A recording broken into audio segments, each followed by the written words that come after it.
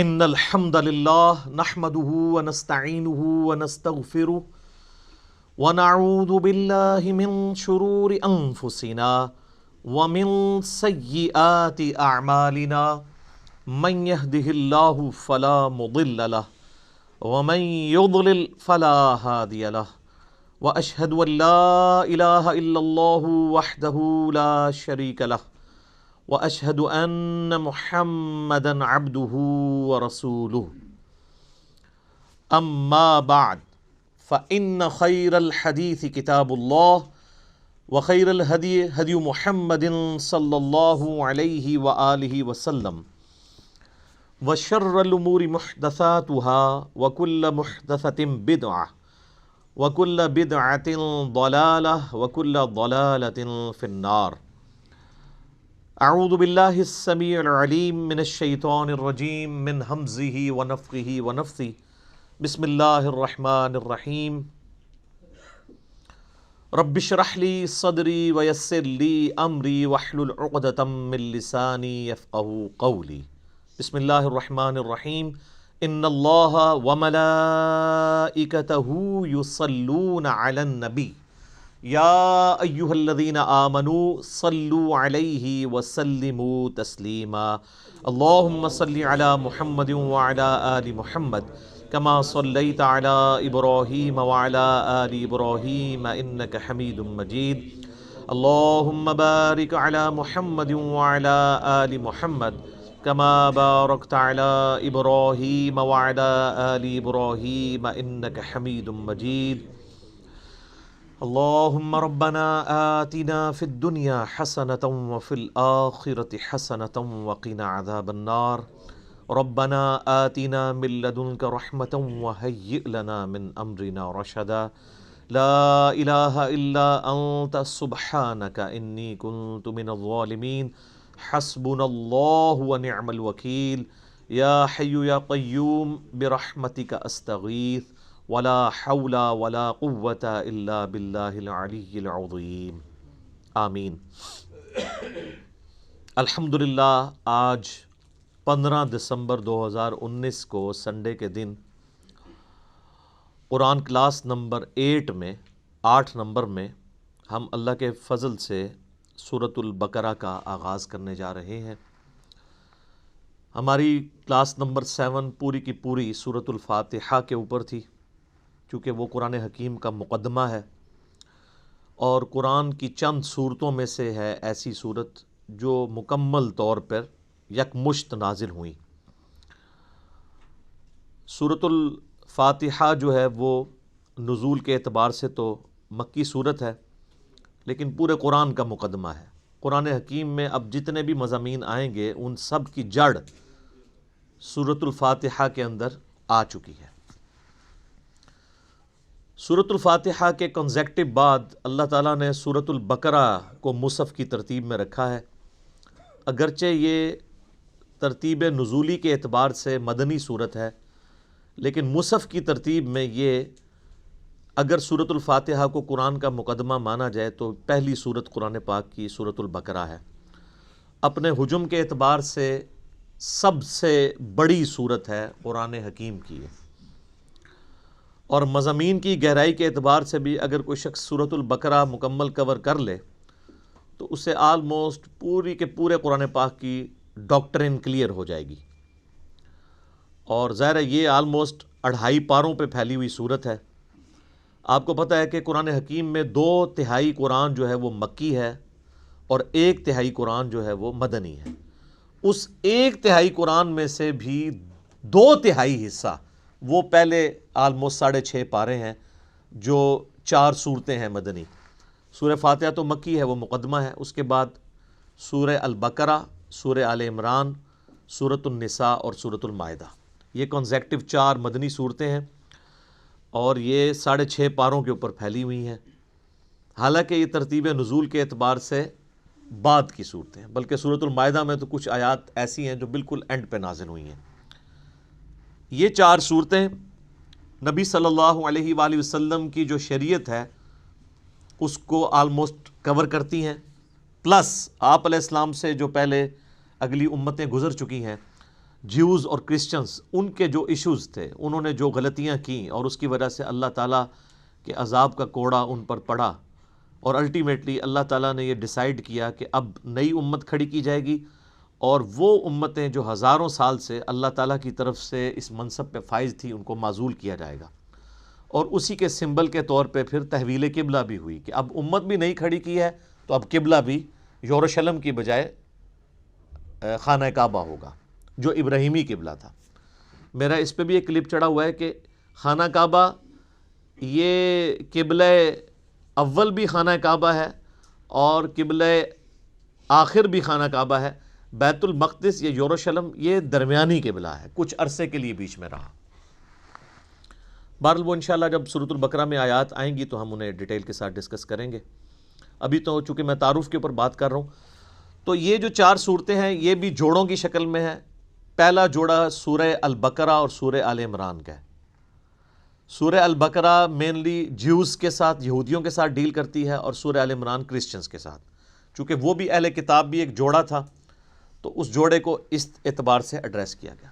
اس سے اگلی جو 2 صورتیں ہیں سورہ النساء اور سورۃ المائدہ، اس میں بھی اہل کتاب سے بھی اور مشرکین عرب سے بھی اور ساتھ ہی ساتھ جو جیوز اور کرسچنز میں جو خرابیاں تھیں ان کو بھی ایڈریس کیا گیا ہے، اور پلس اللہ تعالیٰ نے جو پرانی شریعت تھی اس کے کچھ احکامات اسی طریقے سے پروسیڈ کروائے اور کچھ احکامات نئے نازل فرمائے شریعت محمدیہ صلی اللہ علیہ وآلہ وسلم کے اعتبار سے۔ لہٰذا ہم یہ کہہ سکتے ہیں کہ یہ جو 4 صورتیں ہیں یہ شریعت محمدیہ صلی اللہ علیہ وآلہ وسلم کو کور کرتی ہیں، پلس جو سابقہ امتیں ہیں جیوز اور کرسچنز ان کے ساتھ ڈیل کرتی ہیں، ان کے ایک جرائم کی لسٹ ہے۔ اور یہی حکمت ہے اس کے اندر کہ یہ صورتیں آغاز میں اس لیے رکھی گئیں تاکہ چونکہ اکثر مسلمان نسلی ہونے تھے، تو نسلاً جو مسلمان ہیں جن کے ماں باپ مسلمان ہیں جب وہ قرآن پڑھیں تو ان کو یہ پتہ چلے کہ اس امت سے پہلے بھی اللہ کی لاڈلی امتیں گزری ہیں، لیکن جب انہوں نے وقت کے پیغمبر کی دعوت کو پس پش ڈال دیا، کتابوں کو پس پش ڈال دیا، تو اللہ تعالیٰ نے پھر ان کا یہ لحاظ نہیں کیا کہ یہ لاڈلی امتیں ہیں، ان میں 3 کتابیں نازل ہوئی ہیں، تورات، زبور، انجیل، اور سینکڑوں صحائف نازل ہوئے ہیں اور ہزاروں پیغمبر آئے ہیں، اللہ تعالیٰ نے انہیں معزول کر کے نئی امت کھڑی کر دی۔ تو اگر تم بھی ویسا ہی کرو گے تو تمہارے ساتھ بھی ویسا ہی ہوگا۔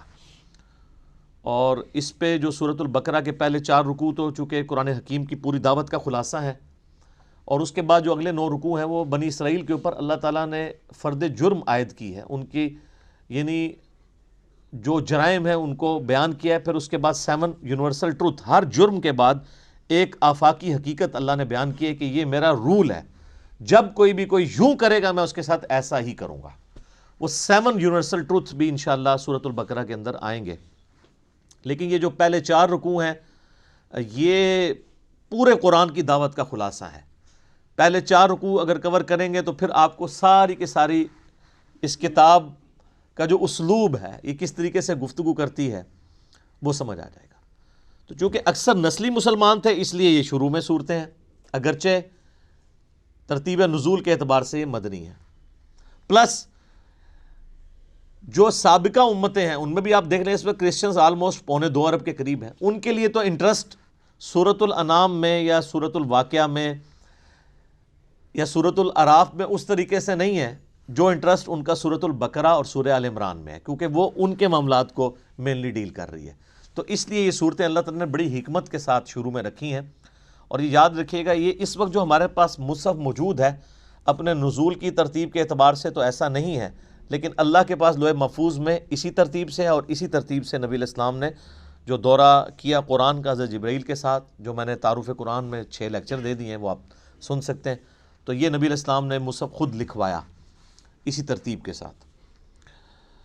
میرے بھائیو، سورۃ البقرہ اور سورہ آل عمران جوڑا ہے، اور قرآن حکیم کی آلموسٹ ساری صورتیں ہی اکا دکا کے سوا جوڑے کی شکل میں ہیں۔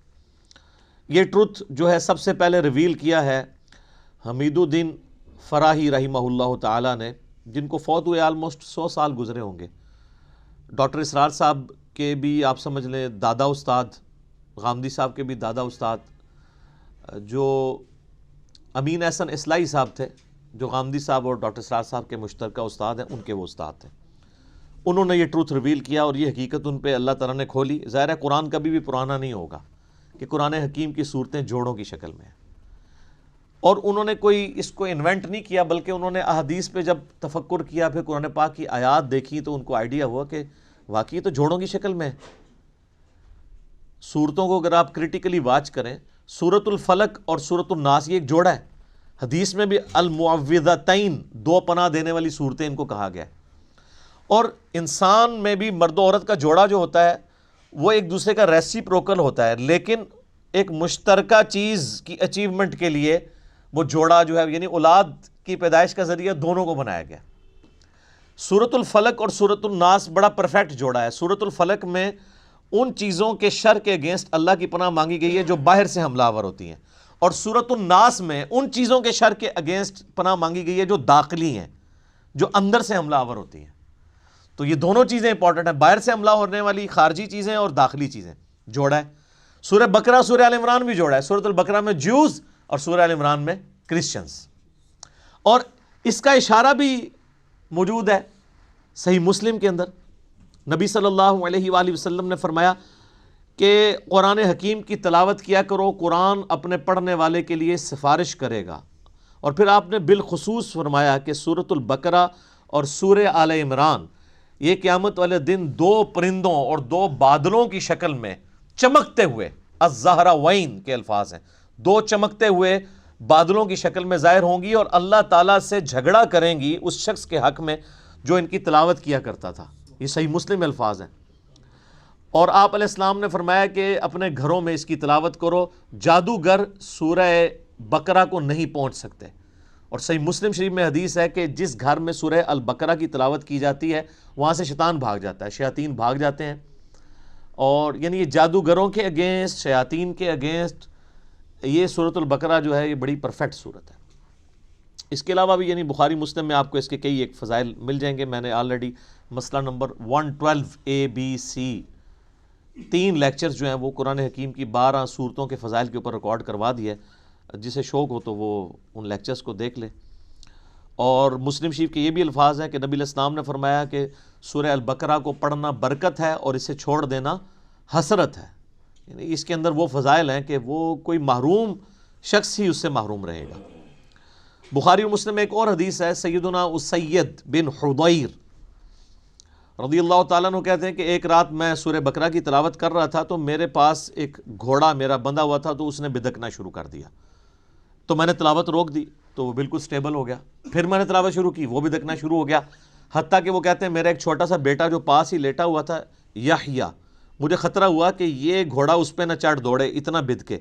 میں نے پھر تلاوت روک دی تو میں بڑا پریشان ہوا کہ یہ سورہ البقرہ کی تلاوت کرنے سے یہ اس طرح کے ایفیکٹ کیوں آ رہے ہیں. یہ صحیح مسلم میں بھی ہے، بخاری میں بھی حدیث ہے.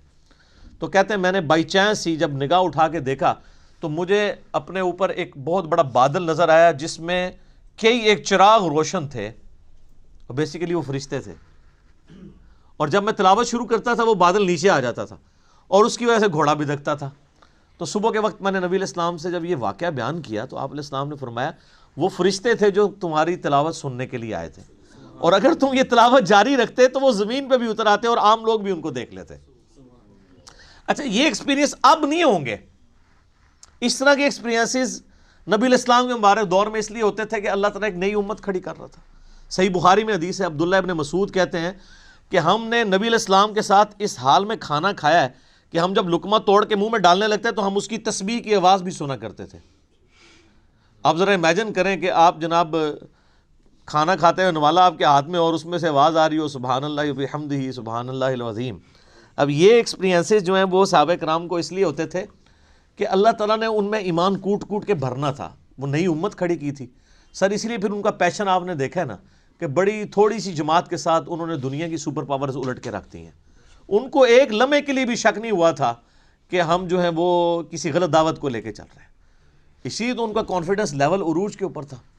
تو جب وہ اتنے دلیر لوگ جب ٹکراتے تھے تو سامنے لوگ تو ان کا مقابلہ نہیں کر سکتے تھے.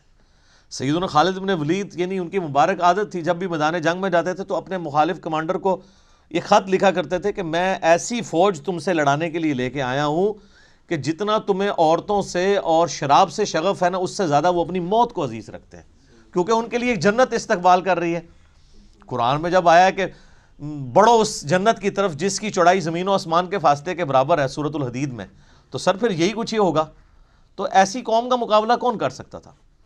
تو لیکن اس قوم کو ایمان بالغیب سے ایمان بالشہادہ تک پہنچانے کے لیے نبی علیہ السلام کے مبارک ہاتھوں سے ایسے معجزات کروائے گئے، یا آپ کی مبارک زندگی میں ایسے معجزے ظاہر ہوئے جس سے لوگوں کو یقین آ گیا کہ نبی علیہ السلام اللہ کے سچے پیغمبر ہیں۔ بخاری مسلم میں کتنی حدیثیں ہیں آپ کی مبارک انگلیوں سے پانی کے چشمے جاری ہوتے ہوئے صحابہ کرام نے دیکھے۔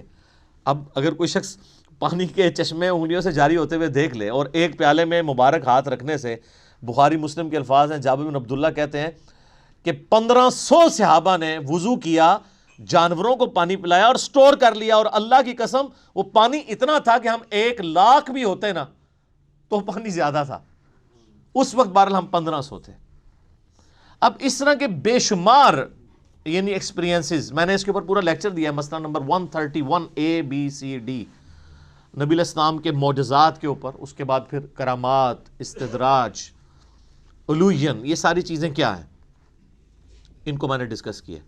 تو اس طرح کے ایکسپیرینسز اس وقت ہو جایا کرتے تھے۔ پھر صحیح مسلم کے اندر ایک حدیث ہے کہ قرآن حکیم کی جو آیت اعظم ہے، آپ علیہ السلام نے ابی ابن کعب سے پوچھا کہ بتاؤ قرآن کی سب سے عظمت والی آیت کون سی ہے؟ تو انہوں نے کہا اللہ لا الہ الا هو الحی القیوم۔ نبی علیہ السلام اتنے خوش ہوئے کہ آپ نے اپنا مبارک ہاتھ ان کے سینے پہ مارتے ہوئے کہا کہ ابو منذر، تمہارا علم مبارک ہو، یعنی بڑی آبزرویشن ہے تمہاری کہ تم نے قرآن حکیم کی سب سے عظیم ترین آیت کو، یعنی نبی علیہ السلام کے بتائے بغیر انہوں نے آبزرو کر لیا کہ یہ آیت ہے۔ پھر وہ بخاری میں، وہ بھی سورۃ البقرہ میں ہے، آیت الکرسی، آیت نمبر 255 ہے سورۃ البقرہ کی۔ پھر بخاری میں وہ بڑی لمبی حدیث ہے جو انسانی شکل میں آ کے شیطان جو ہے وہ مال جو تھا، مال غنیمت کہہ لیں، بیت المال کی جو حفاظت کے لیے حضرت ابو ہریرہ کو نبی علیہ السلام نے جو ہے وہ رکھا ہوا تھا، تو رات کے وقت وہ شیطان انسانی شکل میں آتا تھا۔ الٹیمیٹلی جب وہ پکڑا گیا تو اس نے پھر حضرت ابو ہریرہ کو ایک رشوت کے طور پہ آپ کہہ لیں، مدنی رشوت، الیاس قادری صاحب اس طرح کی چیزوں کو استعمال کرتے ہیں نا، تو ایک چھٹکارے کے لیے اس نے کہا میں تمہیں ایک وظیفہ بتاتا ہوں، مجھے چھوڑ دو تم۔ ان کا میں تو نبی علیہ السلام کے پاس پیش کروں گا تمہیں۔ ان کو نہیں پتا تھا یہ شیطان ہے، انسانی شکل میں آیا تھا، کیونکہ اس ٹائم علم غیب نہیں ہوتا تھا، یہ تو بزرگوں کو بعد میں پتہ چل جاتا ہے نا۔ تو حضرت ابو ہریرہ کو تو علم غیب کوئی نہیں تھا۔ اب نبی علیہ السلام کے پاس جب آئے، آپ نے فرمایا تمہیں پتہ ہے یہ 3 راتوں سے جو تمہارا مہمان بنا ہوا تھا نا چوری کرنے کے لیے، جو بیت المال کی آیا تھا، وہ شیطان تھا۔ البتہ جو اس نے جاتے ہوئے یہ بات کی نا کہ قرآن حکیم میں ایک آیت ایسی ہے کہ اگر تم رات کو بسترے پہ جاتے وقت تلاوت کر لو تو صبح تک اللہ تعالیٰ تمہاری حفاظت پہ ایک فرشتہ معمور کر لے گا، تو وہ ہے تو جھوٹا تھا، اس نے بات سچی کی ہے۔ تو اس سے ایک اصولی بات پتہ چل گئی کہ اگر کوئی جھوٹا شخص بھی صحیح بات کرے نا تو بات کو لینا چاہیے، بندے کو چھوڑ دینا چاہیے۔ یہاں حالت یہ ہے کہ کوئی بندہ جو ہے وہ بات کرتا ہے تو کہتے ہیں اس کی داڑھی پوری نہیں ہے تو ہم اس کی بات نہیں مانیں گے، یہ ہمارے فرقے کا نہیں ہے، ہم اس کی بات نہیں مانیں گے۔ وہ یہ دیکھو بات کیا کر رہا ہے، یہ نہ دیکھو بات کون کر رہا ہے۔ یہ نبی علیہ السلام نے ہمیں تعلیم دی ہے، اور مولویوں کی کامیابی کا راز یہی ہے کہ وہ اس حدیث کے اوپر عمل نہیں کرنے دیتے، وہ فوراً ڈکلیئر کرتے ہیں یہ تو بدعتی ہے، یہ تو گمراہ ہے، یہ رافضی ہے، یہ ناسبی ہے، یہ خارجی ہے، یہ بد مذہب ہے، اس سے بچنا ہے۔ تو سب سے بڑا بد مذہب اس روئے عرض پہ اگر کوئی ہو سکتا ہے تو شیطان ہی ہو سکتا ہے نا، اور کنفرم جہنمی اگر کوئی ہو سکتا ہے تو شیطان ہے۔ تو نبی علیہ السلام فرمایا ہے جھوٹا ہے، بات سچی کی ہے۔ تو شیطان اگر سچی بات کرے تو لے لیں، تو اگر آپ ہمیں شیطانی سمجھتے ہیں تو تب بھی آپ بات دیکھیں، اب وہ بات آپ کے خلاف ہے۔ تو یہ اسی طریقے سے ہے کہ وہ انگریز آپ کو آ کے کہے کہ جی سورہ بقرہ کی آیت نمبر 279 میں اللہ تعالیٰ نے ڈکلیئر کیا ہے اس شخص کو، اللہ اور اس کے رسول کی جنگ ہے اس کے خلاف جو سود کھاتا ہے۔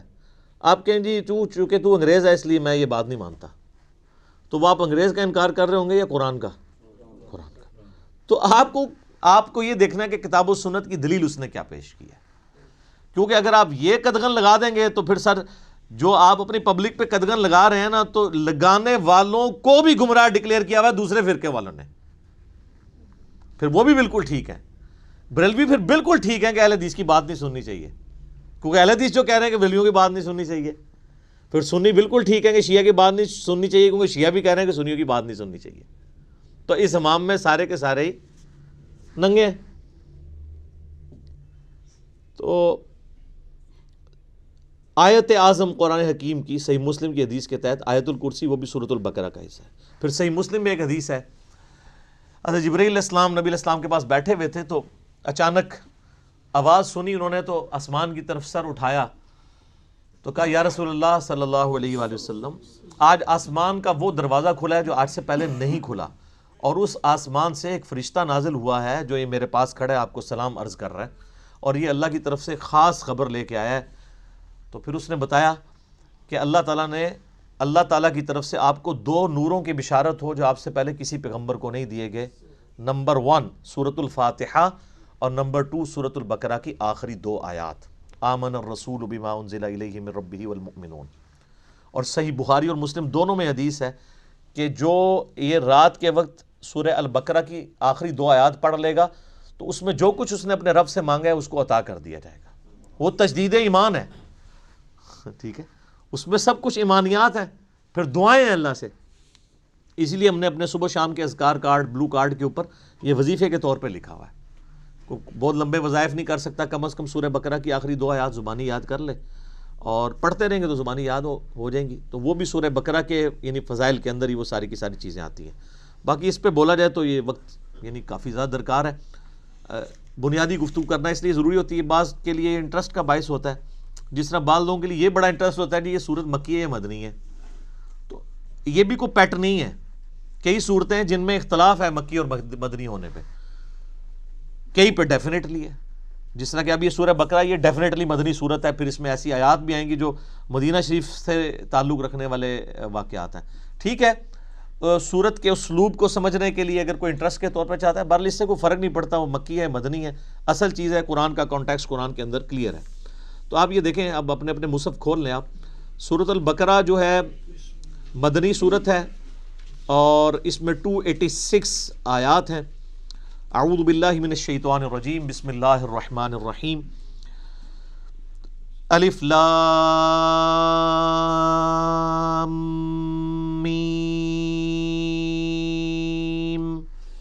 اس کو ایسے ہی پڑھنا ہوتا ہے، الف لام میم نہیں ہے، یہ وہ اردو میں ہے، عربی میں ایسے ہی پڑھنا ہوگا، 3 سے 5 الف تک کھینچنا ہوگا، لام کو بھی اور میم کو بھی، اور لام اور میم چونکہ اس کا جنکشن ہے تو میم کے اوپر تشدید بھی ہے، غنہ بھی ہو رہا ہوگا اس اعتبار سے کہ میم کی آواز۔ تو یہ حروف مقطعات ہیں، اس کے اوپر بڑے لوگوں نے تب آزمائی کی ہے، بڑی کوششیں کی ہیں، سنیوں میں بھی شیعہ کے اندر بھی۔ ہمارے قریبی دوست ہیں، شیعہ عالم دین ہیں، ثاقب اکبر صاحب، جو ملی یکجہتی کونسل کے سیکٹری بھی ہیں، انہوں نے ایک پوری کتاب لکھی ہے حروف مقطعات کے اوپر۔ انہوں نے سارے اقوال جو اہل سنت کے ہاں بھی تھے، اہل تشیع کے ہاں بھی تھے، ان سب کے سب اقوال کو جمع کیا ہے۔ الٹیمیٹلی رزلٹ یہ ہے کہ یہ اللہ اور اس کے نبی علیہ السلام کے درمیان جو ہے کوڈ ورڈز ہیں، اور کچھ الفاظ کو تو ہم قرآن حکیم کی روح سے ان کا مطلب بھی جان سکتے ہیں، اور عربی میں اس وقت عربی لنگوسٹک کے اندر مستعمل تھا اس طرح کے کوڈ ورڈز یوز کرنا، تو اس لیے کبھی بھی مشرکین عرب نے اس کے اوپر اعتراض نہیں کیا کہ یہ اس کا مطلب بتایا جائے ہمیں، کیونکہ ان کے بھی کوڈ ورڈز چلتے تھے، کچھ کا بتا بھی دیا گیا، جس طرح کہ جو سورہ نون ہے، سورۃ القلم بھی جسے کہتے ہیں، پارہ نمبر 29 میں، تو اس میں صاحب الحوت کا ذکر آیا، یعنی مچھلی والے، کون؟ سیدنا یونس علیہ السلام۔ اور سورہ الانبیاء میں حضرت یونس کا نام ہے ذن نون والا، جیسے ہم کہتے ہیں نا ذل جلال یا ذل جلال، حالت رفع میں پڑھا جائے گا ذل جلال، جلال والا اللہ کا نام ہے، تو وہاں پہ ذن نون والا، تو نون والا کون؟ وہ سورہ القلم میں، اس میں آغاز ہی کس سے ہوتا ہے؟ نون والقلم وما یسطرون، تو اس پہ تو اجماع امت ہے کہ وہاں نون سے مراد مچھلی ہے. اور عرب میں اس طرح کے کوڈ ورڈز یوز ہوتے تھے. مثلا یہ جو توئیں ہیں نا، یہ سانپ کے لیے سمبل کے طور پہ استعمال ہوتا تھا. اس کی شکل بھی آلموسٹ دیکھ لینا، کوبرا سانپ اگر ایسے کھڑا ہو اور یوں اس کی دم ہو تو یہ سمبل استعمال ہوتا تھا عرب میں. اور آپ مزے کی بات دیکھیں کہ جتنی صورتوں میں حضرت موسیٰ علیہ السلام کے واقعات آئے ہیں نا، سورۃ القصص ہے، سورہ طٰہٰ ہے، طٰہٰ بھی توئیں سے سٹارٹ ہو رہی ہے. اسی طریقے سے سورۃ القصص، طٰ، سین، سب میں طٰ آپ کو نظر آئے گی. تو اس اعتبار سے کسی حد تک آئیڈیا، لیکن چونکہ یہ انٹرسٹ کی چیزیں ہیں، اس سے کوئی قرآن پاک کی تعلیمات میں فرق نہیں پڑتا. سورہ ال عمران کی آیت نمبر 7 ہے کہ محکمات ہیں اور متشابہات ہیں. محکمات جو ہیں وہ کتاب کی اصل ہیں، ان کے اوپر توجہ دو، اور جو متشابہات ہیں ان کا معاملہ چھوڑ دو، ان کے اوپر ایمان لے کے آؤ. بس اللہ کے حضور دعا کرتے ہیں اہل ایمان، ربنا لا تزغ قلوبنا بعد اذ ہدیتنا وہب لنا من لدنک رحمہ انک انت الوہاب. آمین. تو اسی طریقے سے یعنی بڑے بڑے لوگوں نے، یعنی اہل تشیع جو ہیں وہ ذاکرین، علماء نہیں یہ حرکت کرتے، ذاکرین الف لام میم سے آل محمد مراد لیتے ہیں. اور اسی طریقے سے بعض جو اہل علم ہیں شیعہ اور سنیوں کے ہاں، وہ کہتے ہیں الف جو ہے یہ اللہ کے لیے ہے، اور جو میم ہے یہ محمد کے لیے ہے، اور لام جو ہے وہ جبریل کی جو لام ہے نا اینڈ پہ. اور وہ کہتے ہیں یہ چیز یعنی اسٹیبلش تھی کہ جب کوئی کسی کی طرف خط لکھتا تھا نا، تو اس کے کوڈ ورڈ کے طور پہ جو لکھنے والا ہے اس کے نام کا بھی پہلا حرف لیا جاتا تھا، اور جس کی طرف لکھا جاتا ہے اس کے نام کا بھی پہلا حرف لیا جاتا تھا، اور جو بیچ میں میسنجر ہوتا تھا لے کے جانے والا اس کے نام کا آخری حرف ہوتا تھا. تو وہ بالکل فٹ ان بیٹھتا ہے. اللہ کا پہلا حرف الف، اور محمد کا پہلا حرف میم صلی اللہ علیہ وآلہ وسلم، اور جبرائیل کا آخری حرف لام. تو یہ بڑے لوگوں نے اس کے اوپر کام کیا ہے. ایون امام ابن تیمیہ نے بھی اس کے اوپر کافی طب آزمائی کی ہے، بڑے لوگوں نے کیا ہے. تو اتنی گفتگو کافی ہے میرا خیال ہے. اصل تو میسج کو سمجھنے کی ضرورت ہے.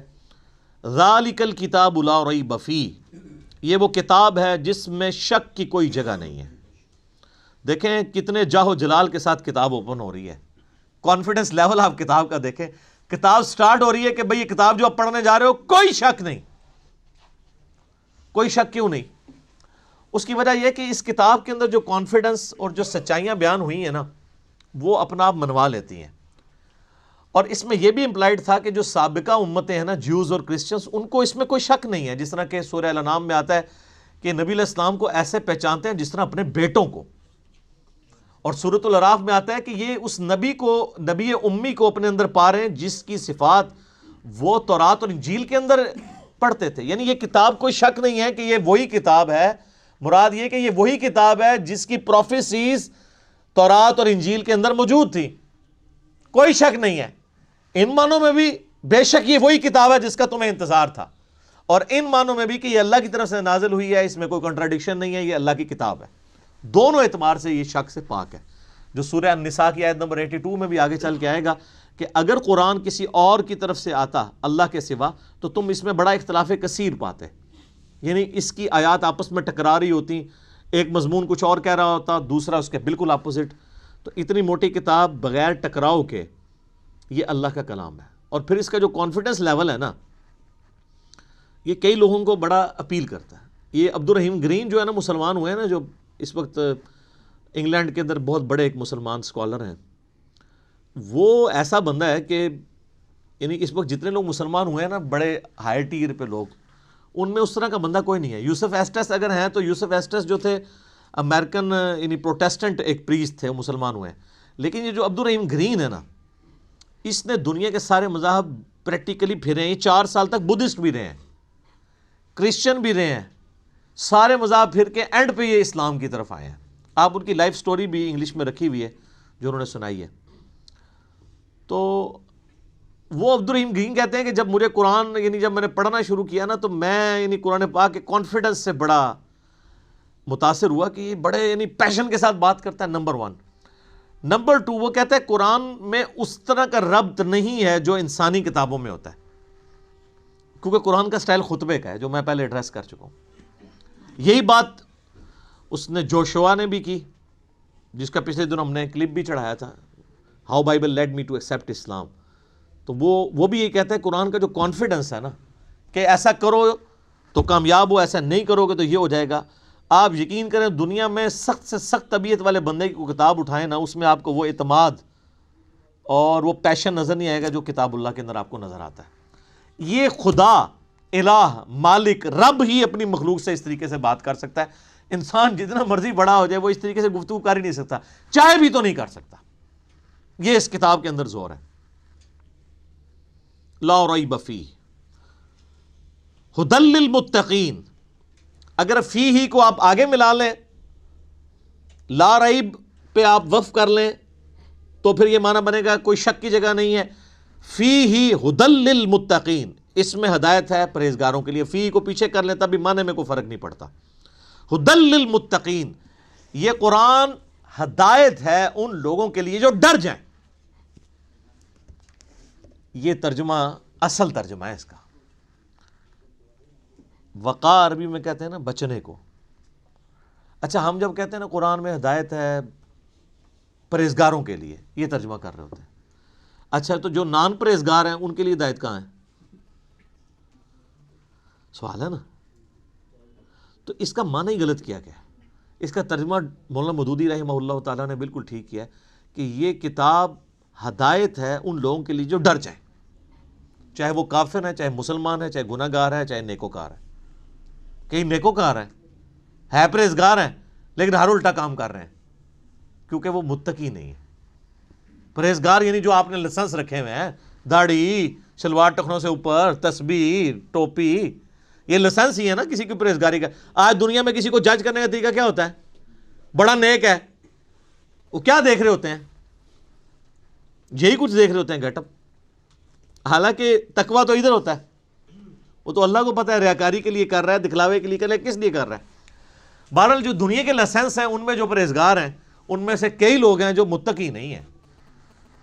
تو ھدی للمتقین, یہ ہدایت ہے ان کے لیے جو ڈر جائیں. جو بھی ڈر جائے اس کو لیے قرآن کے اندر ہدایت ہے, اور جو نہ ڈرے اس کے لیے قرآن میں کوئی ہدایت نہیں. یہ بڑی خطرناک بات ہے. قرآن سٹارٹ اس سے لے رہا ہے کہ قرآن میں ہدایت اس کے لیے ہے جو ڈر جائے, اور جو نہیں ڈرے گا کوئی ہدایت نہیں. آگے چل کے آئے گا شہر رمضان الذی انزل فیہ القرآن ھدی للناس وبینات من الہدی والفرقان. رمضان کا مہینہ وہ ہے جس میں قرآن نازل ہوا ھدی للناس, پوری انسانیت کے لیے ہدایت ہے. وہاں تو متقی کا بھی ذکر نہیں آیا, پوری انسانیت چاہے کافر ہے چاہے مسلمان ہے. وبینات من الہدی, اور اس میں ہدایت کے بڑے بڑے روشن دلائل ہیں. والفرقان, اور حق اور باطل میں تمیز کرنے والی کتاب ہے یہ. اچھا یہ الفرقان نبی الاسلام بھی ہے. صحیح بخاری میں حدیث ہے محمد فرق بین الناس, محمد صلی اللہ علیہ وآلہ وسلم لوگوں میں حق اور باطل میں فرق ہے. یہ کتاب بھی الفرقان ہے. تو ھدی للمتقین, ان کے لیے ہدایت ہے جو ڈر جائیں. اس کا کیا مطلب ہے؟ کہ جو شخص زندگی میں غور و تفکر کے بعد اس رزلٹ پہ پہنچے کہ مجھے میری مرضی کے بغیر کسی نے پیدا کیا اور اس نے اس فیس آف ارتھ میں مجھے پٹ کر دیا, اور یہ میری آبزرویشن ہے کہ سب لوگوں نے مرنا ہے, تو اگر سب لوگوں نے مر جانا ہے تو مر کے کس اگلی ایسی زندگی میں جانا ہے؟ اگر کسی کے بنائے سے ہم بنے ہیں تو پھر جس نے بنایا ہے اس کو رسپانس نہ کیا تو مرنے کے بعد جب اس کے سامنے پیشی ہوگی مرنے کے بعد تو کہیں شرمندگی نہ اٹھانی پڑے. جب یہ تصور کسی بھی انسان کے دماغ میں آ جائے, اس کا دل اس تصور کی گواہی دے دے تو وہ فوراً ڈر جائے گا, یار مجھے کس نے پیدا کیا؟ میرے تو ماں باپ کو بھی نہیں پتا کہ مجھے کس نے پیدا کیا, وہ خود کیسے پیدا ہوئے. تو الٹیمیٹلی ایک خدا کا تصور آتا ہے نا, وہ اللہ جس نے ہماری مرضی کے بغیر ہمیں پیدا کیا وہ ہمارے ساتھ کچھ بھی کر جائے ہمیں کو بچا نہیں سکتا. سب سے بڑا تو اس نے ہمارے ساتھ کام کر دیا نا کہ پیدا کر دیا, ہم سے پوچھ کے کیا. تو اب بھی جو کچھ وہ کرے گا تو کوئی نہیں کچھ کر سکتا. تو اس میں پھر آسانی کی راہ کیا ہے کہ اسی رب کی پناہ لے لی جائے, اور اسی کے لیے کتابیں نازل ہوئیں, پیغمبر آئے, یہ سورۃ البقرہ کے پہلی 4 رکوع کے اندر پورے قرآن کا خلاصہ آ جائے گا. تو جب ایسا شخص غور و تفکر کرے گا نا تو فوراً اس کے اندر ایک ڈر پیدا ہوگا، یار میرا کیا بنے گا، کہیں میں نے جانا ہے، کسی کو منہ دکھانا ہے، میں کیا کروں؟ تو اس کے لیے پھر قرآن میں ہدایت ہے. ایسا شخص الٹیمیٹلی قرآن تک بھی پہنچ جائے گا، پیغمبروں کی تعلیمات تک بھی پہنچ جائے گا، اور ایسا شخص جب قرآن کو پڑھے گا تو اسے ہدایت ملے گی. فذکر بالقرآن من یخاف وعید، اے نبی علیہ السلام قرآن سے اسے نصیحت کریں جو اللہ کی دھمکی سے ڈر جائے. کتنی حیران کن بات ہے، نبی علیہ السلام کو منع کیا گیا، جو دھمکی سے نہیں ڈرتا اس کے لیے کوئی نصیحت نہیں ہے. فذکر ان نفعت الذکر، نصیحت کرو اگر نصیحت کرنا کسی کو فائدہ دیتا ہو.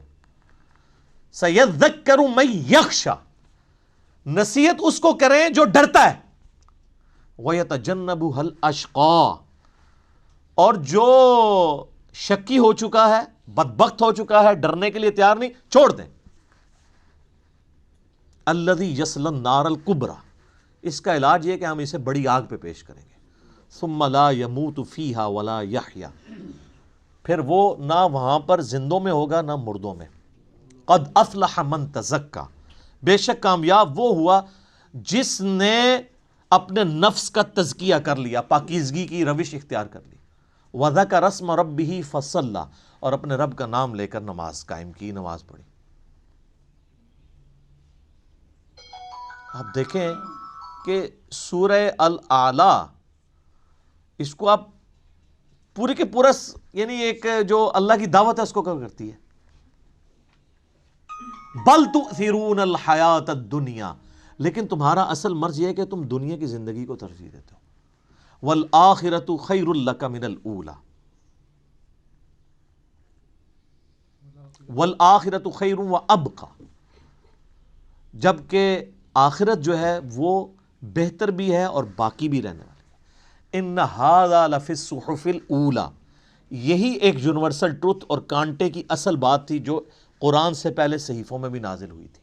صحف ابراہیم و موسیٰ، چاہے وہ ابراہیم کے صحائف ہوں چاہے موسیٰ علیہ السلام کے صحائف، ایک ہی کانٹے کی بات تھی. کیا؟ بل تؤثرون الحیات الدنیا والآخرۃ خیر وابقی. اب یہ بھی سر پھر ہم صحیح کہتے ہیں نا کہ کتابوں کا خدا اور ہے اور بابوں کا خدا اور. یہ کتابیں ڈسکس ہو رہی ہیں. اللہ اکبر. الذین یؤمنون بالغیب، وہ ڈر جانے والے لوگ کون ہیں؟ ان کی نشانی آئی ہے کہ وہ غیب پر ایمان رکھتے ہیں. غیب کہتے ہیں ان سین چیز کو. جو غیب پر ایمان نہیں رکھتا اس کے لیے قرآن میں کوئی ہدایت نہیں ہے. اچھا غیب پہ سب نے ایمان رکھا ہوا ہے، لیکن جب ان سے پوچھیں گے تو پتا چلے گا واقعی رکھا ہوا ہے. کسی بھی شخص سے اگر آپ پوچھیں کہ یہ جو دنیا کا سارے کا سارا نظام چل رہا ہے ایک بڑا سسٹمیٹک وے سے چل رہا ہے، یہ آرگنائزڈ ہے. اب تو جس طرح سائنس نے ترقی کی ہے، پہلے تو وہ زمانہ تھا لوگ کہتے تھے مٹی سے خود بخود ڈڈو بن کے نکل آتے ہیں. نہ اس وقت لوگوں کو ڈی این اے اسٹرکچر کا پتہ تھا نہ جینز کا. اب تو لوگ کہتے ہیں نا جی نہ جناب یہ تو پاسبل ہی نہیں ہے، زمین و آسمان کی ساری مخلوقات مل کے مٹی سے ڈڈو نہیں بنا سکتی، یہ بنانے سے بن رہا ہے، انڈے میں سے چوزا بنانے سے نکل رہا ہے. تو یہ اتنے آرگنائز چیز ہے. وہ کہتے ہیں نہیں جی کوئی ایک سپریم بینگ یا کوئی سپر نیچرل ایجنسی ہے جس نے ہر چیز کو ایک ٹریک کے اوپر چڑھایا ہوا ہے کہ ایک بیج بوتے ہیں 6 ارب گنا بڑا درخت بن جاتا ہے. اس بیج کے اندر جو زندگی ہے پھر اس کے اندر کس طریقے سے وہ پرفارم کرتا ہے، پتے پھر پھول نکلتے ہیں پھر پھل بنتا ہے، پانی کے ذریعے کیا کچھ ہو رہا ہے. یعنی ایک تو ایک ٹاپک ہے، اس پہ گھنٹوں بولا جا سکتا ہے. یہ ساری جو فزیکل فنامنا آف نیچر ہے، قانون قدرت ہیں، جب ان کو آبزرو کرتا ہے نا تو غیب پہ سارے ایمان رکھے ہیں کہ نہیں یار کوئی چلا رہا ہے. پوچھیں کدھر ہے؟ وہ کہتے ہیں ہمیں نظر نہیں آ رہا، لیکن وہ ایسا باطن ہے کہ اس سے زیادہ ظاہر کوئی نہیں ہے، اور ایسا ظاہر ہے کہ اس سے زیادہ باطن کوئی نہیں ہے. اللہ اپنی قدرتوں سے کتنا ظاہر ہے لیکن سب سے پوشیدہ ہے. تو یہ سب کچھ غیب کی طرف انسان کو لے جاتا ہے. تو وہ یقین کیے ہوئے ہیں ڈر جانے والے لوگ کہ یار کسی کے کرنے سے ہو رہا ہے. یہ جو ہارمنی ہے یونیورس کے اندر، سر اب جو کچھ ہمیں پتہ چل رہا ہے سائنس کی برکت سے، تو انسان پریشان ہو جاتا ہے کہ یہ نظام چل رہا کیسے ہے۔ میں آپ کو صرف یہ بتاتا ہوں کہ سائنٹسٹ کہتے ہیں کہ اس کائنات میں اتنا بیلنس ہے کہ اگر ایک بال پوائنٹ کو اس کی نوک پہ کھڑا کر دیا جائے، یہ پاسبل ہے کہ نوک پہ کھڑا ہو جائے؟ بہت ہی زیادہ کوئی سوفسٹیکیٹڈ بیلنس ہو تو یہ پاسبل ہے، اور یہ 1 ارب سال یوں کھڑی رہے، گرے نہ۔ اس سے زیادہ بیلنس جو ہے نا وہ اس کائنات میں ہے، اور یہ balance millions of fine tunings کے ساتھ چل رہا ہے۔ ایک ایک فائن ٹیون اگر خراب ہو جائے نظام نہیں چل سکتا۔ یعنی پانی کو اگر آپ دیکھیں تو پانی کی جتنی پراپرٹیز ہیں، کیمیکل پراپرٹیز، فزیکل پراپرٹیز، ہر ایک فائن ٹیون ہے۔ اس کی گریوٹی ڈسٹرب ہو جائے ختم۔ یہ فضا کے اندر جو آکسیجن اور نائٹروجن کی مقدار ہے، نائٹروجن زیادہ ہو جائے یا آکسیجن کم ہو جائے، کوئی زندہ رہ سکتا ہے؟ یہ بھی ایک فائن ٹیوننگ ہے۔ سورج کا زمین سے فاصلہ، یہ بھی فائن ٹیوننگ ہے۔ پھر سورج اور زمین کے درمیان جو اللہ تعالیٰ نے لیئرز رکھی ہیں، 99.99% ہارمفل ریز ہیں سورج کی، وہ نیچے آتی نہیں ہیں، راستے میں ریپیل ہو جاتی ہیں۔ کچھ اگر کراس بھی کرتی ہیں ارتھ میگنیٹک فیلڈ کی وجہ سے ریپیل ہو جاتی ہیں، اور صرف وہی آتی ہیں۔ سر سائنٹسٹ کہتے ہیں کہ یہ میریکل پلانٹ بنایا گیا ہے اس لیے کہ یہاں پہ زمین پہ انسانیت کو آباد کیا جائے۔ وہ کہتے ہیں یہ پلان کے بغیر ہو ہی نہیں سکتا۔ اس کو لائف کے لیے، لائف ایگزسٹ کرنے کے لیے فیزیبل بنایا گیا ہے۔ وہ کہتے ہیں سپریم بی یا مدر نیچر، کوئی بھی نام دے دیں، الٹیمیٹلی غیب پہ سب کے سب لوگ ایمان رکھتے ہیں۔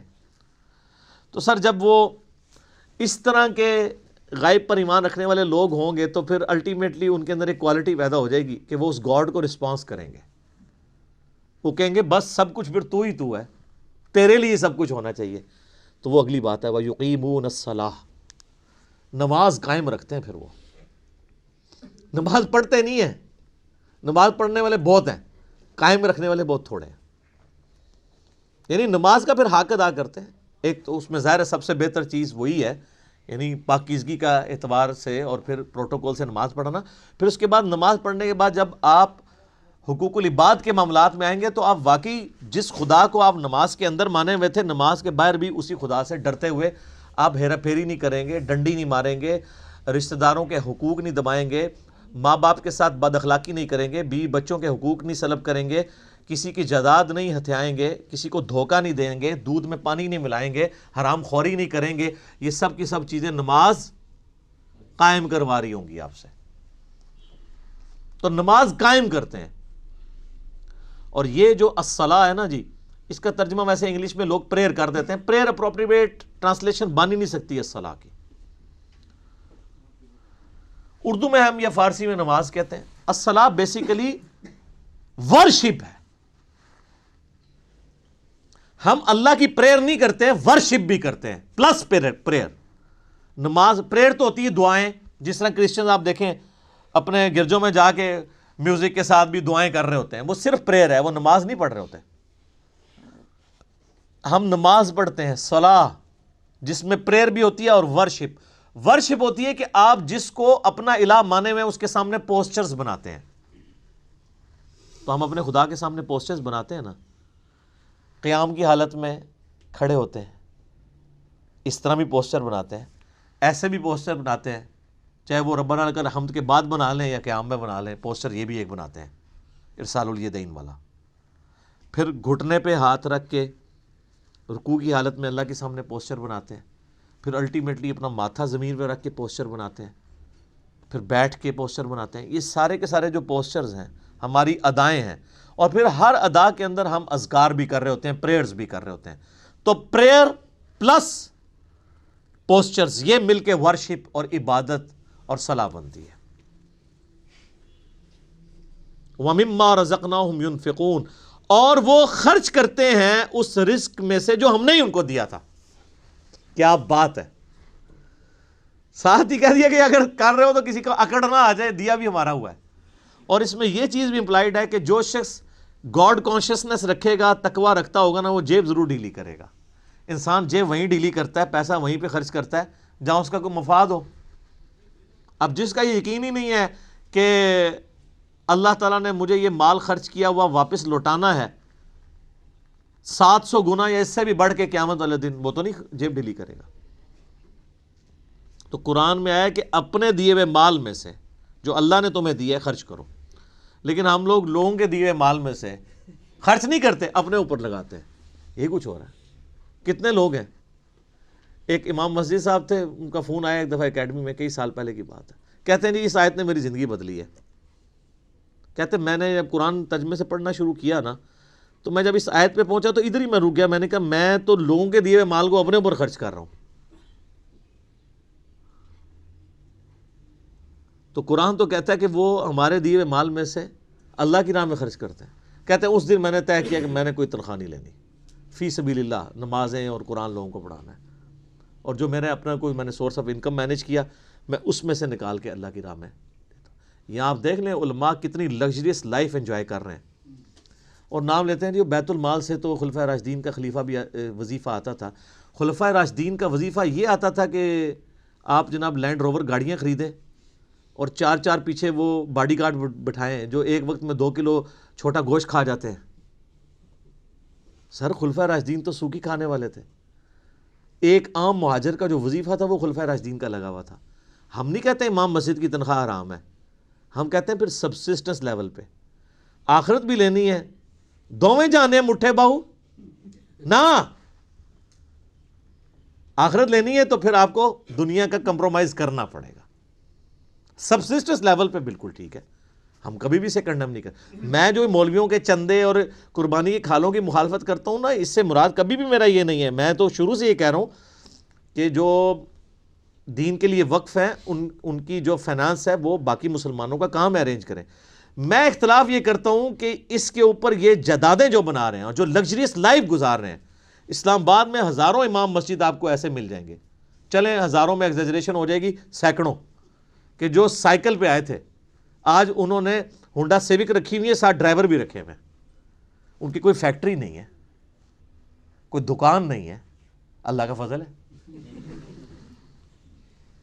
اللہ کا فضل یہ ہے کہ ایک مسجد پہ وہ قبضہ کرتے ہیں۔ وہ آپ اسلام آباد میں تو یہ حالت ہے نا، ابھی اجاڑ زمین پڑی ہوئی ہوتی ہے، سی ڈی اے سے لوکیٹ کراتے ہیں کدھر مسجد بننی ہے، وہاں جا کے وہ ایک چھوٹا سا کمرہ ہو، ہمیں بھی ترس آ رہا ہوتا ہے یار کتنی مشکل ہے، اور نہ پائی بڑی بڑی انویسٹمنٹ کر رہے ہیں، دنیا دی کوئی انویسٹمنٹ دا مقابلہ نہیں کرتی۔ اجاڑ میں جا کے ایک چھوٹا سا کچا سا کمرہ بنا کے بیٹھ جاتے ہیں، ایک چھوٹا سا وضو خانہ ہوتا ہے، پرانے سے لوٹے، ایک باتھ روم، وہ بھی ٹین کا بنا ہوا، لیکن سر 5-6 سال جب گزرتے ہیں وہاں پہ ایک عالی شان مسجد ہوتی ہے اور ایک بہت بہترین قسم کی رہائش ہوتی ہے، جو اگر اسلام آباد میں آپ کو لینی پڑ جائے تو 40-50 ہزار روپیہ اس رہائش کا کرایہ ہوگا، وہ اس مولوی صاحب کی فری ہوتی ہے، اور ایون اس کے اندر جو بل آ رہے ہیں وہ بھی مسجد انتظامیہ دے رہی ہوتی ہے۔ لاکھ روپے کا ایک ایوریج پیکج وہ لے رہا ہوتا ہے، تنخواہ جو ہے وہ تو ویسے ہی ہوتی ہے نا چونگا۔ اور اس کے علاوہ جو جمعے کی نماز کے بعد جو لوگ ویسے وہ مٹھی میں رکھ کے چلے جاتے ہیں وہ اولادہ سے، ٹھیک ہے نا۔ تو یعنی ایک پورا ایک سسٹم ہے جو اس کے اوپر چل رہا ہے، تو ہم کہتے ہیں سبسسٹنس لیول کے اوپر لائف گزاریں۔ پھر آپ نام لیں خلفائے راشدین کا، لیکن اچھا آپ کو واقعات تو سنائیں گے کہ حضرت عمر سے پوچھ لیا جی وہ کرتا کیسے سلوایا آپ نے، تو یہ جو واقعہ سنا رہے ہیں اسی سے وہاں کھڑے ہو کے نا سر آپ نے یہ گاڑی کہاں سے لی ہے، تو اس کے وہ دہشت گرد قسم کے مریدین آپ کو پکڑ لیں گے کہ آپ کو تمیز نہیں بات کرنے کی، یعنی اس کا مطلب ہے یہ سیدنا عمر سے بھی بڑا اپنے آپ کو سمجھتے ہیں۔ دیکھیں نا، تو پھر ہمیں واقعات کیوں سناتے ہیں آپ اگر خود آپ عمل نہیں کرتے؟ تو اللہ کے دیے ہوئے مال میں سے اس کی راہ میں خرچ کرتے ہیں۔ بخاری مسلم میں حدیث ہے، انسان کہتا ہے میرا مال میرا مال میرا مال، اور تیرا مال تو نبی علیہ السلام فرمایا وہ ہے جو تو نے کھا لیا یا پہن کے بوسیدہ کر لیا یا اللہ کی راہ میں خرچ کر کے قیامت والے دن کے لیے سٹور کر لیا اللہ کے ڈیوائن بینک میں، باقی تو تیرے ورثہ کا مال ہے۔ بخاری اور مسلم دونوں میں حدیث ہے کہ انسان کے 3 دوست ہیں، ایک ہی قبر میں ساتھ جاتا ہے، وہ اس کے اعمال ہیں، باقی اس کا مال اور اس کے رشتہ دار وہ باہر ہی رہ جاتا ہے۔ تو جس نے ساتھ جانا ہے اس کے ساتھ پھر پکی یاری لگانی چاہیے نا۔ اللہ اکبر۔ نبی علیہ السلام کی حدیث ہے بخاری اور مسلم میں، نبی علیہ السلام نے فرمایا اے اللہ محمد اور آل محمد کو بس اتنا ہی رزق دینا کہ ان کی روح اور جسم کا رشتہ برقرار رہے۔ کیوں؟ آپ علیہ السلام زیادہ مال کو اوائڈ کرتے تھے، آپ کی فقر کی زندگی تھی، اور یہ فقر اڈاپٹڈ تھا۔ اما عائشہ کہتی ہیں خیبر کے بعد تو وسعت ہو گئی تھی، لیکن حضور کی وفات تک ہماری حالت ہے، بخاری مسلم دونوں میں حدیث ہے، بعض اوقات 1 مہینہ، بعض اوقات 2، بعض اوقات 3 مہینے بھی ہمارے گھر میں چولہا نہیں جلتا تھا، 2 کالی چیزوں، کھجور اور پانی پہ گزارا ہوتا تھا، اور کھجور بھی کوئی پیٹیاں یا ٹوکرے نہیں، 2 کھجوریں صبح اور 2 شام کو بس، اور 1 میٹھا پانی کا پیالہ صبح اور 1 شام کو، یہ ٹوٹل رزق تھا۔ میٹھا پانی اس وقت ایک ایشو تھا، دور سے بھر کے لانا پڑتا تھا۔ اور اس میں مجھے بتائیں، حضور کی بیویاں حضور سے شکایت نہ کرتی تو کیا کرتی؟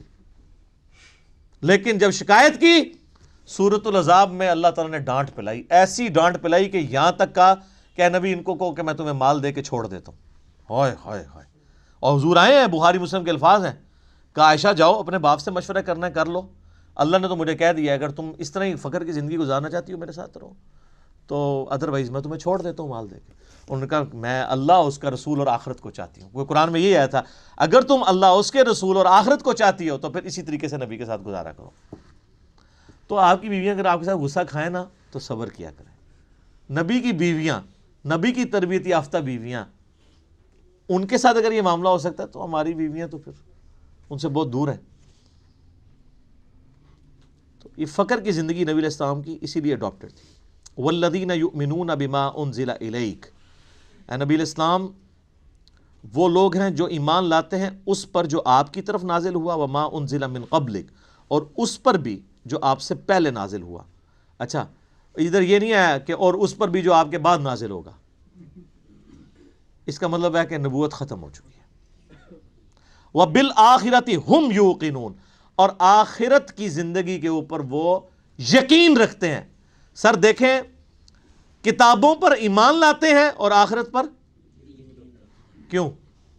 آخرت پہ ایمان لانا کافی نہیں ہے، یقین ہونا ضروری ہے۔ یقین نہیں ہوگا آپ کا قبلہ درست نہیں ہوگا۔ یقین کو آپ اسی طریقے سے سمجھ لیں کہ اگر آپ کو کہیں نا کہ یار استری، گرم استری کو اگر ہاتھ لگ جائے نا تو ہاتھ جل جاتا ہے، اور کسی کا جلا ہوا ہاتھ دکھا بھی دیا جائے تو صرف ایمان ہی ہوگا یہ آپ کا، کیونکہ آپ نے خود جلتے ہوئے نہیں دیکھا۔ یقین کے لیے آپ کو استری کے اوپر ہاتھ رکھنا پڑے گا، گرم استری پہ، اس کے بعد جو آپ کو یقین آئے گا تو آپ ٹھنڈی استری کو بھی ہاتھ نہیں لگائیں گے، چیک کریں گے نا۔ تو یہ ہے یقین، آخرت کا یقین انسان کا قبلہ درست کرتا ہے، ایمان والا معاملہ۔ اچھا، قادیانی اس کے اندر بھی جو ہے وہ 2 نمبری کرتے ہیں۔ وہ بالآخرۃ ہم یوقنون میں وہ کہتے ہیں کہ یہ جو آخرہ اس سے مراد ہے جو اس کے بعد نازل ہوا، حالانکہ وہ قرآن کے اسلوب میں بیٹھتا ہی نہیں ہے۔ ویسے کوئی بےایمانی کرنا شروع کر دے علیحدہ بات ہے، وہ تو قرآن اپنے اسلوب میں بالکل کلیئر ہے۔ اب اس میں دیکھ لیں آپ، عقیدہ توحید بھی کلیئر ہے، عقیدہ رسالت بھی کلیئر ہے، کیونکہ آیا کہ ایمان لاتے ہیں جو تم پہ نازل ہوا، اور عقیدہ آخرت بھی۔ جو بنیادی اسلام کے 3 عقائد ہیں وہ سورہ بقرہ کے، میں نے کہا تھا پہلے 4 رکوع جو ہیں نا وہ قرآن کی دعوت کا خلاصہ ہیں، آلموسٹ 40 کے قریب آیات، لیکن پہلی 4 آیات کے اندر ہی کتنی مضامین کی گہرائی موجود ہے۔ تو آپ سے پہلے یعنی تورات اور انجیل اور باقی صاحب یعنی اولڈ ٹیسٹمنٹ، نیو ٹیسٹمنٹ، اس میں بھی ایمان لاتے ہیں، اور آپ پہ جو نازل ہوا۔ ظاہر ہے کہ جوز اور کرسچنز کو چونکہ یہ پتہ تھا کہ اللہ کی کتاب ہے، پروفیسیز موجود تھیں۔ ایون آج کی آپ انجیل مقدس اٹھائیں، جو انارکلی سوسائٹی، جو بائبل سوسائٹی جو ہے انارکلی لاہور، اس میں اولڈ ٹیسٹمنٹ، نیو ٹیسٹمنٹ اور صحائف جو ہیں وہ بنی اسرائیل کے پیغمبروں کے، انہوں نے انجیل مقدس کے نام سے آلموسٹ اتنی والیوم کی ہے، لیکن وہ باریک رائٹنگ ہے، قرآن سے 3 گنا بڑی وہ کتاب ہے۔ آپ اس میں ابھی بھی آپ اولڈ ٹیسٹمنٹ میں تورات کے اندر چلے جائیں، ڈیوٹرانومی چیپٹر نمبر 18 کی جو ہے وہ آیت نمبر 18 پڑھ کے دیکھ لیں۔ اے موسیٰ علیہ السلام، میں تیرے ان کے یعنی امتیوں کے بھائیوں میں سے تیری مانند ایک رسول اٹھاؤں گا، تو وہ یعنی بنو اسرائیل میں سے نہیں بلکہ بنو اسماعیل میں سے۔ میں قرآن کے تعارف میں اس کے اوپر چونکہ بول چکا ہوں، آپ دیکھیں۔ اسی طریقے سے گاسپل آف جان جو ہے نیو ٹیسٹمنٹ میں، اس میں چیپٹر نمبر 15 سے لے کے 18-19 تک آپ کو نبی علیہ السلام کے علاوہ کے حوالے سے پروفیسیز ملیں گی حضرت عیسیٰ علیہ السلام کی، کہ جی مجھے تم سے ابھی بہت کچھ کہنا ہے لیکن تم اس کے متحمل نہیں ہو۔ جب وہ دنیا میں ہستی تشریف لائیں گی، میں تمہارے آسمانی جو باپ ہے یعنی خدا سے یہ بات کروں گا کہ وہ ہستی تم میں آئے اور وہ تمہیں وہ چیزیں سکھائیں گی، جس کے ابھی تم متحمل نہیں ہو، وہ اللہ تعالیٰ ان کے منہ میں اپنا کلام ڈالے گا. وہ اپنی خواہش نفس سے کچھ نہیں کہیں گی، وہ وہی کہیں گی جو اللہ ان کو وہی کرے گا. وہی جو ہم کہتے ہیں نا وَمَا يَنطِقُ عَنِ الْهَوَىٰ إِنْ هُوَ إِلَّا وَحْيٌ يُوحَىٰ. تو نبی علیہ السلام، اور اس میں الفاظ ہیں کہ وہ دنیا میں میرا نام روشن کریں گی. حضرت عیسیٰ علیہ السلام کا نام پھر دیکھیں کیسا روشن ہوا ہے. ان کے اوپر جو جیوز نے تہمتیں لگائی تھیں وہ اس کتاب نے دور کی، اور کرسچنز نے جو ان کے نام پہ شرک کھڑا کیا تھا اس کو بھی دور کیا. تو حضرت عیسیٰ ابن مریم علیہ السلام، اللہ تعالیٰ نے اس قرآن کے ذریعے ان کا نام دنیا میں روشن کیا. اسی لیے آپ دیکھیں اس وقت جو سب سے زیادہ نان مسلم ہو رہے ہیں نا وہ کرسچنز ہیں، کیونکہ مسلمز ہی اونلی بلیورز ہیں on the face of earth, Christians کے علاوہ جو حضرت عیسیٰ کو پیغمبر مانتے ہیں. یہودی تو ان کو دجال کہتے ہیں نعوذ باللہ، اور وہ ایک مسیح کے انتظار میں ہے جو آ کے جا چکا ہے. اب جب دجال آئے گا اس کو وہ مسیح مان لیں گے، حالانکہ جو ان کی کتابوں میں مسیح تھا وہ عیسیٰ ابن مریم تھے جن کو انہوں نے انکار کر دیا. اور کرسچنز نے ان کے بارے میں ڈیوینٹی کلیم کر دی، کسی نے خدا کا بیٹا کہہ دیا اور کسی نے کہہ دیا یہ خود ہی خدا ہیں. اللہ تعالیٰ نے ان تمام نظریات کا رد اس کتاب میں کر کے حضرت عیسیٰ علیہ السلام کی صفائی پیش کی، صحیح عقائد بتائے، جوز کی غلطیاں ہائی لائٹ کی، کرسچنز کی وہ انشاءاللہ اب آگے شروع ہوں گا. اب آگے جو ہے وہ انسانیت میں جو 3 گروہ ہیں ان کا ذکر آئے گا، کہ یہ تو ایمان والے جو گروہ ہیں ان کے بارے میں، بلکہ ایک آیت اس کے ساتھ آپ اگر جوڑ ہی لیں تاکہ یہ مضمون مکمل ہو جائے. اگلی آیت جو ہے نا اولئک علی ھدی من ربہم واولئک ھم المفلحون، ایسے ہی لوگ اپنے رب کی طرف سے ہدایت پہ ہیں اور ایسے ہی لوگ کامیاب ہونے والے ہیں. یہ پہلی 5 آیات کے اندر اللہ تعالیٰ نے انسانیت کے پہلے گروہ کا ذکر کیا ہے جو ایمان تک پہنچے گا. اس کے بعد پھر کافروں کا ذکر آئے گا، پھر اس کے بعد منافقین کا. یہ 3 گروہوں کا ذکر آئے گا. آج ہم نے سورۃ البقرہ کی پہلی 5 آیات کے اندر ان لوگوں کو کور کر لیا ہے، اور اس کا پھر کنکلوژن بھی اللہ نے سنا دیا کہ کامیاب لوگ پھر یہی ہوں گے. ٹھیک ہوگا جی. سبحانک اللہم وبحمدک اشہد ان لا الہ الا انت استغفرک واتوب الیک. اللہم صلی علی محمد وعلی آل محمد کما صلیت علی ابراہیم وعلی آل ابراہیم انک حمید مجید. اللہم بارک علی محمد وعلی آل محمد کما بارکت علی ابراہیم وعلی آل ابراہیم انک حمید مجید. اللہ تعالیٰ سے دعا ہے جو حق بات میں نے کہی اللہ تعالیٰ ہمارے دلوں میں راسخ فرمائے. اگر جذبات میں میرے منہ سے کوئی غلط بات نکل گئی اللہ تعالیٰ ہمیں معاف بھی کر دے، ہمارے دلوں سے محو کر دے، ہمیں کتاب و سنت کی تعلیمات پر عمل کر کے دوسرے بھائیوں تک پہنچانے کی توفیق عطا فرمائے. سبحانک اللہم وبحمدک اشہد ان لا الہ الا انت استغفرک واتوب الیک وما علینا الا البلاغ المبین. جزاکم اللہ خیرا.